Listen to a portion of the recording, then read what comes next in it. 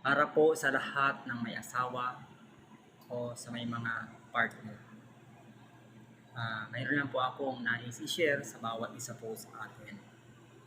Kung kayo po ay mayroon galit sa iyong asawa o sa iyong partner, ito po ang wag na wag ninyong gagawin sa kanya.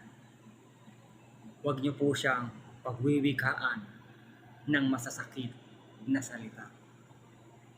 Kasi minsan hindi sinasabi sa atin ng ating mga partner na nasasaktan sila sa mga sinasabi natin sa kanila. Kapag nag-aaway tayo ng ating mga partner, ng ating mga asawa, hindi natin napapansin na nakakapagsalita tayo ng hindi maganda. At ang nasasabi natin ay masasakit na salita.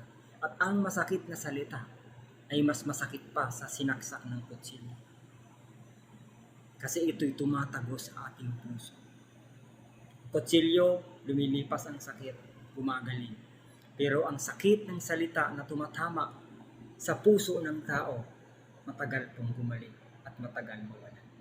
Kapag lagi natin pinagwiwikaan ang ating mga partner na masasakit na salita, magtataka na lang tayo isang araw na baka unti-unti sila nagbabago sa atin.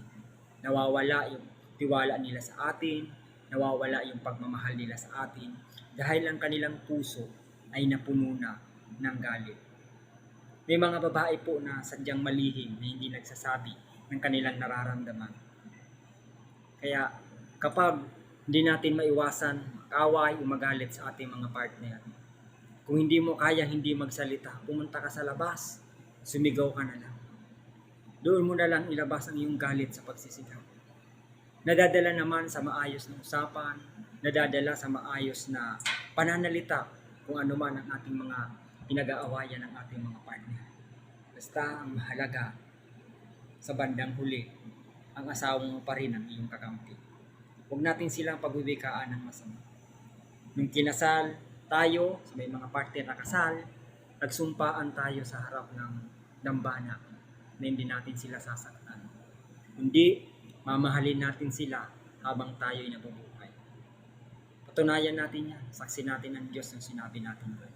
Mahalin natin ang ating mga asawa tulad ng pagmamahal sa ating sarili. Maraming salamat.